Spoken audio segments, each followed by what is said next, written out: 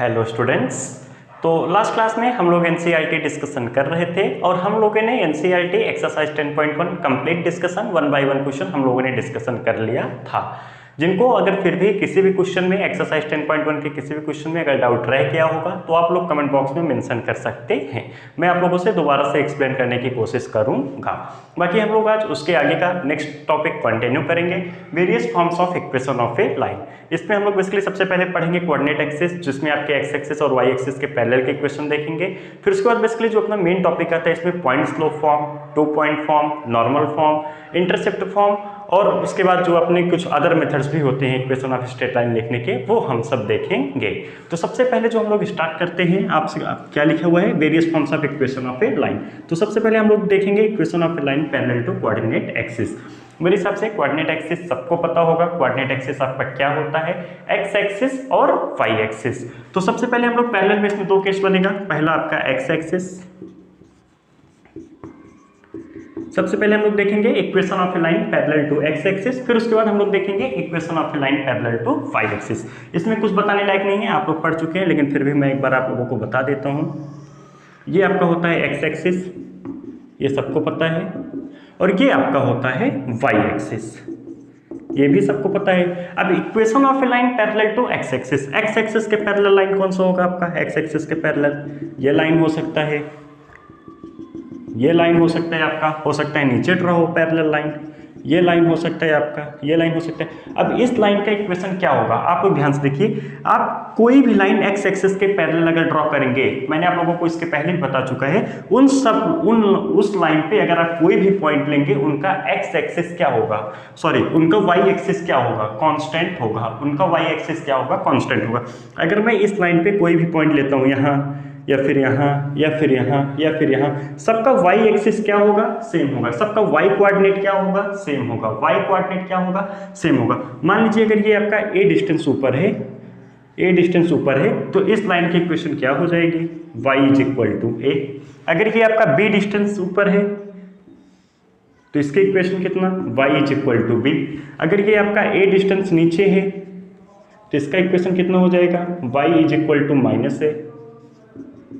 और अगर ये बी, सॉरी अगर ये आपका कितना है, y ए नीचे, अगर ये आपका b नीचे है तो इसका इक्वेशन कितना हो जाएगा, y is equal to minus B. मेरे हिसाब से सबको क्लियर हो रहा है। हम लोग कैसे लिखते हैं, एक्स एक्सिस के पैरेलल अगर आपका कोई भी लाइन होगा तो y is equal to constant, आपका वही इक्वेशन होता है। ए डिस्टेंस ऊपर है कि नीचे है वो डिपेंड करता है आपके लाइन पे, आपका लाइन कहाँ पे है। दूसरा केस आपका बनता है वाई एक्सिस, जो कि बिल्कुल सिमिलर आपके इसी का है। ये आपका एक्स एक्सिस और ये आपका वाई एक्सिस। इस बार आपसे क्या बोला हुआ है, equation of a line parallel to Y axis. तो वाई एक्सिस के पैरेलल लाइन आपका हो सकता है ये हो या फिर हो सकता है ये हो। इस बार अब आप लोग स्क्रीन पॉज करके सोचेंगे, एक्स कोऑर्डिनेट या फिर वाई कोऑर्डिनेट अगर हम इस लाइन पे कोई भी पॉइंट लेते हैं तो कौन सा कोऑर्डिनेट कांस्टेंट होगा, एक्स कोऑर्डिनेट या फिर वाई कोऑर्डिनेट। स्क्रीन पॉज करके आप लोग 1 मिनट तक सोचेंगे। चलिए सुनिए, मान लीजिए इस लाइन पे अगर मैं कोई सभी पॉइंट लेता हूं, ये पॉइंट या फिर ये पॉइंट या फिर ये पॉइंट, सभी पॉइंट्स के लिए एक्स कोऑर्डिनेट सेम होगा। वाई कोऑर्डिनेट तो चेंज ही हो रहा है, जैसे जैसे ऊपर जाएंगे वैसे वैसे वाई कोऑर्डिनेट बढ़ेगा, और जैसे जैसे नीचे जाएंगे वैसे वैसे वाई कोऑर्डिनेट क्या होगा, घटेगा। वाई कोऑर्डिनेट तो आपका चेंज होगा ही होगा। कांस्टेंट कौन सा कोऑर्डिनेट होगा, एक्स कोऑर्डिनेट होगा। अगर ये ए डिस्टेंस पे आपका इधर है तो इस लाइन का इक्वेशन कितना हो जाएगा, एक्स इज इक्वल टू ए। अगर ये ए डिस्टेंस लेफ्ट साइड में है तो इसका इक्वेशन कितना हो जाएगा, x is equal to minus A. ये आपका है 0,0 और ये आपका ऑरिजिन इधर है 0,0। तो मेरे हिसाब से सबको समझ में आया होगा equation of a line parallel to X axis and equation of a line parallel to Y axis, जो कि बिल्कुल सिंपल होता है। आप लोग इसको लिखेंगे स्क्रीन पॉज करके। अब हम लोग नेक्स्ट फॉर्म की तरफ चलते हैं। तो अब हम लोग पढ़ते हैं नेक्स्ट फॉर्म। नेक्स्ट फॉर्म जो अपनाते हैं वो कौन सा है, पॉइंट स्लोप फॉर्म। ये 2 लाइन डेफिनेशन क्या लिखा हुआ है, आप लोग इसको मत पढ़ के, ये आप लोगों को किसी भी बुक में मिल जाएगा। पहले आप लोग नेम से समझिए, इसमें आपको क्या दिया होगा, पॉइंट स्लोप फॉर्म मीन्स आपको एक पॉइंट दे रखा होगा, मान लीजिए 4,3 और आपको कोई स्लोप दे रखा होगा, मान लीजिए m = 4, तो आपको क्या होगा, उससे लाइन की इक्वेशन लिखनी होगी। मीन्स आपको एक पॉइंट गिवन होगा और आपको स्लोप पता होगा, तो आपकी लाइन की इक्वेशन क्या आती है वो हम लोग देखेंगे पॉइंट स्लोप फॉर्म में। मान लीजिए आपकी कोई भी लाइन है x1, y1 से पास कर रही है और उसका स्लोप m है। फिर से सुनिएगा, मान लीजिए आपका कोई भी लाइन है वो x1, y1 पॉइंट से पास कर रही है और उसका स्लोप m है, तो उस लाइन का इक्वेशन होता है y - y1 = mx - x1। मेरे हिसाब से सबको क्लियर है। अगर आपका कोई भी लाइन, फिर से सुन लीजिए, x1, y1 पॉइंट से पास कर रहा है और उसका स्लोप m है, तो उस लाइन का इक्वेशन जो आता है y - y1 = mx - x1। चलिए इसका हम लोग प्रूफ देख लेते हैं। let the line passes through the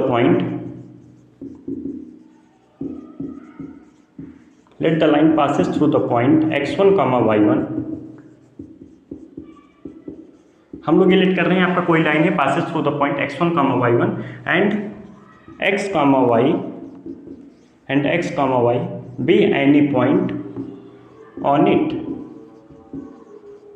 इसका मतलब क्या हुआ, मैंने ऐसा एज्यूम किया कि आपका जो लाइन है वो x1, y1 से पास कर रहा है और उस लाइन पे x, y कोई पॉइंट है जो उस पे लाई करेगा।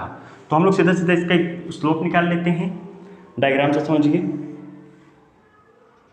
आपका लाइन जो है वो x1, y1 से पास कर रहा है और x, y उस पे कोई पॉइंट है, यही हम लोगों ने लिखा है। Let the line passes through the point x, y1 and x, y be any point on it. तो इसका स्लोप कितना हो जाएगा बोल दीजिए, y - y1 upon x - x1। और स्लोप आपको कितना दे रखा है, m। स्लोप आपका क्या होता है, m। तो कितना हो जाएगा, y - y1 = mx - x1। यही तो इक्वेशन लिखा था। अगर आपका कोई भी लाइन x1, y1 से पास करेगा और उसका स्लोप m है, तो इक्वेशन कितना होगा, y - y1 = mx - x1।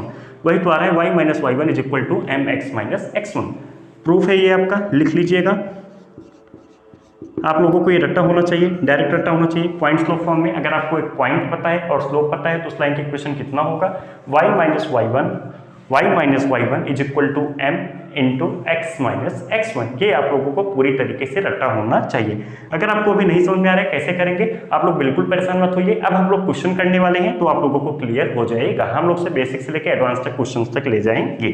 चलिए आप लोग इसको लिख लीजिए, बाकी हम लोग कुछ क्वेश्चन करते हैं तो ये फार्मूलाज क्लियर होंगे।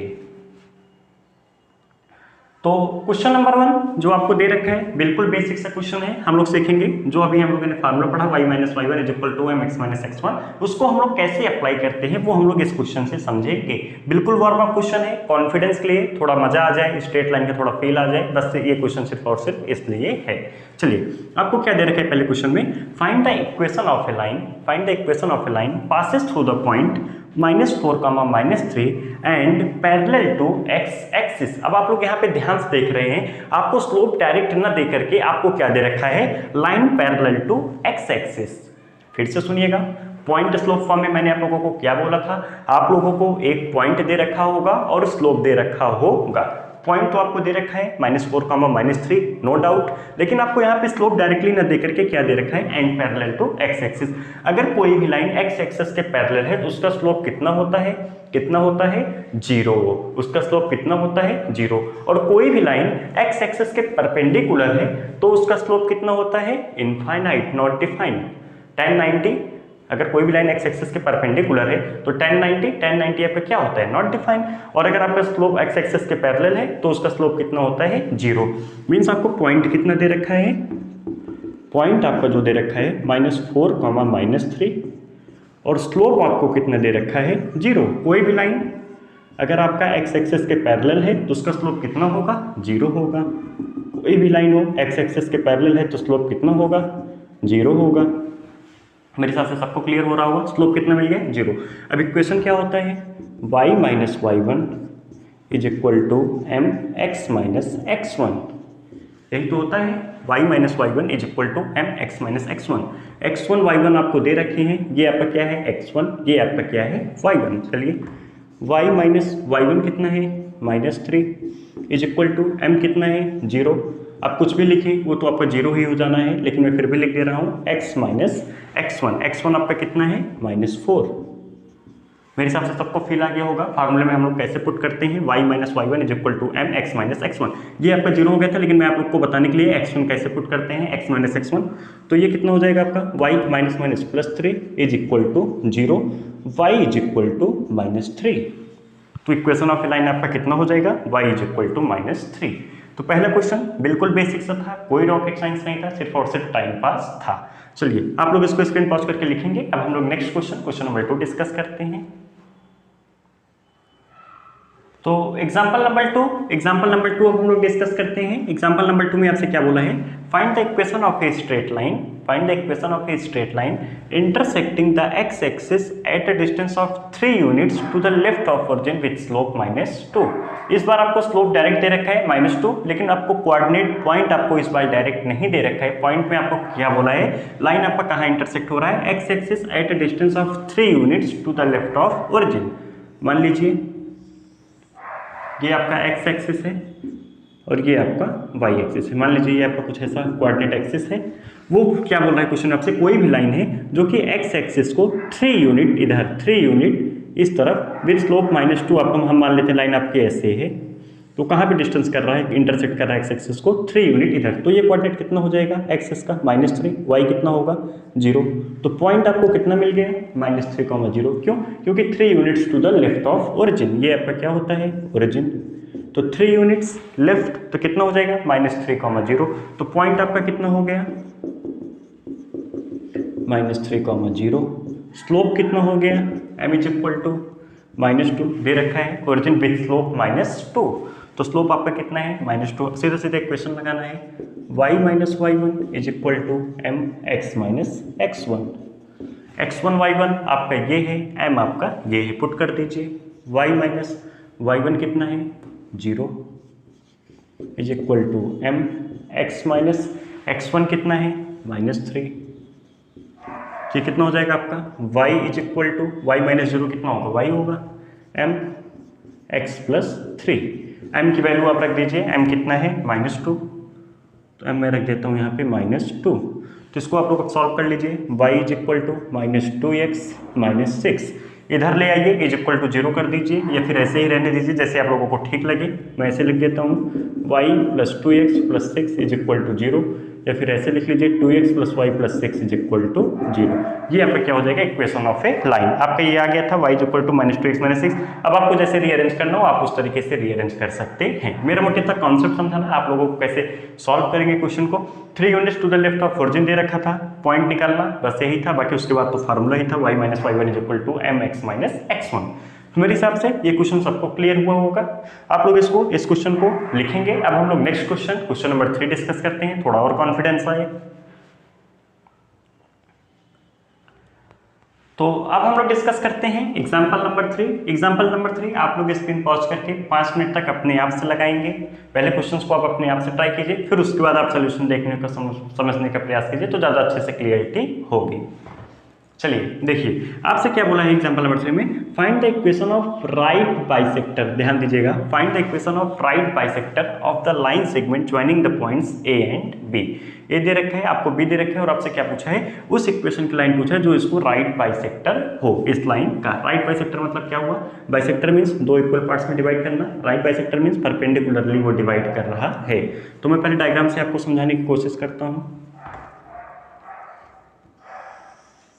मान लीजिए कि आपका पॉइंट है कोई ए और ये आपका कोई पॉइंट है बी।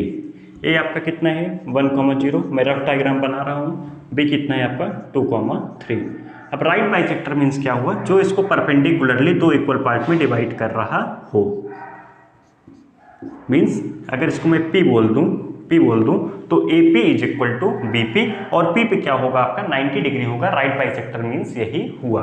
राइट बाइसेक्टर मीन्स ऐसा लाइन जो इसको दो इक्वल पार्ट्स में परपेंडिकुलरली डिवाइड कर रहा हो। आपसे इस लाइन की इक्वेशन पूछी हुई है, तो हम लोग को अगर एक पॉइंट मिल जाए और स्लोप मिल जाए तो हम लोग लिख सकते हैं, इसमें कोई बड़ी बात नहीं है, सबको पता है। अगर हम लोग को एक पॉइंट पता चल जाए और स्लोप पता चल जाए तो कोई सा भी लाइन हो हम लोग उसका इक्वेशन लिख सकते हैं।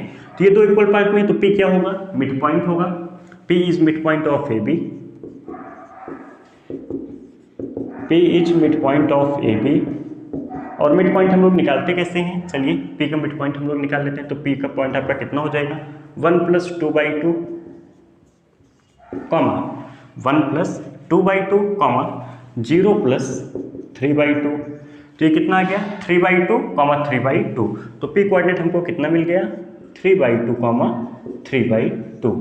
मेरे हिसाब से यहाँ तक सबको क्लियर होगा, किसी कोई डाउट नहीं होगा। P = P का कोऑर्डिनेट हमें कितना मिल गया, 3/2 कॉमा 3/2। अब बात आती है इस लाइन का स्लोप हम लोग कैसे निकालेंगे। मैंने आप लोगों को कॉन्सेप्ट बताया था, दो लाइन आपके परपेंडिकुलर कब होते हैं, जब m1 × m2 = -1 होता है। इस लाइन का स्लोप निकाल लें, इस लाइन का स्लोप इंटू इस लाइन का स्लोप कितना होगा, -1। इस लाइन का स्लोप हम लोग बहुत अच्छी तरीके से निकाल सकते हैं, 2 पॉइंट बताएं, y2 - y1 / x2 - x1। इस लाइन का स्लोप आ जाएगा। इस लाइन का स्लोप हम लोग को सिलेक्ट कर लेंगे, m2 इक्वेट कर देंगे -1 के, = -1। वहां से इसका स्लोप मिल जाएगा, पॉइंट मिल गया, स्लोप मिल गया। चलिए, तो slope of A B, m of A B कितना होगा, m ऑफ ए बी बोल दीजिए 3 - 0 / 2 - 1। तो m ऑफ ए बी कितना आ जाएगा यहाँ से, 3/1 मीन्स 3। तो इसका स्लोप कितना आ गया, 3। अब इसका स्लोप कितना होगा, हम लोग बोल देते हैं इसका स्लोप m है, let the slope of this line is m। तो इसका स्लोप कितना है, 3 × m कितना होगा, -1। तो m कितना आ गया, -1/3। तो इस लाइन का स्लोप कितना आ गया, -1/3। m1 m2 -1 होता है ना, अरे भाई हम लोगों ने यही तो पढ़ा था, दो लाइंस परपेंडिकुलर कब होंगे, जब उनके स्लोप का प्रोडक्ट -1 होगा। इसका स्लोप पता था हमको, तो इंटू इसका हमने m लेट कर लिया, = -1। तो m कितना आ गया, -1/3। अब आपको इस लाइन का एक पॉइंट पता चल गया, इस लाइन का एक पॉइंट पता चल गया और स्लोप पता चल गया। तो पॉइंट स्लोप फॉर्म से क्या हो जाएगा, y - y1 = mx - x1, y - y1 = mx - x1।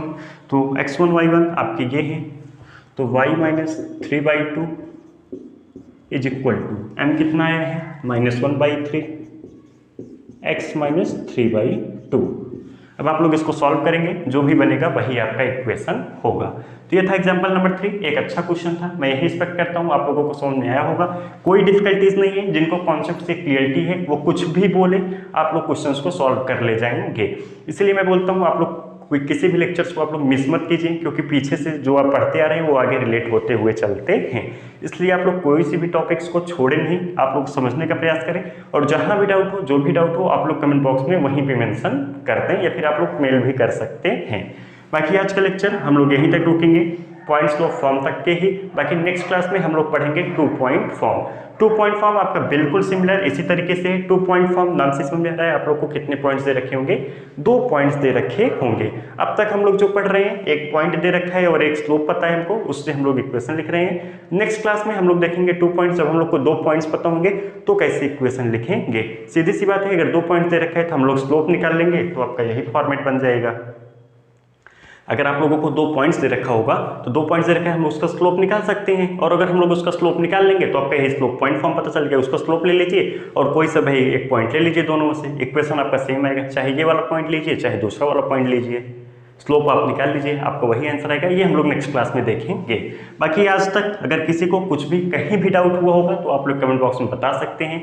बाकी आप लोगों को वीडियो लेक्चर्स में जो भी कमी लग रही हो, वीडियो क्वालिटी में या वॉइस क्वालिटी में या पढ़ाने का कोई भी तरीका, आपको कुछ भी कहीं भी कमी लग रही हो तो आप लोग कमेंट बॉक्स में बता सकते हैं। बाकी अब हम लोग नेक्स्ट क्लास में 2 पॉइंट फॉर्म पढ़ेंगे। चलिए फिर मिलते हैं नेक्स्ट क्लास में। Okay, thank you class.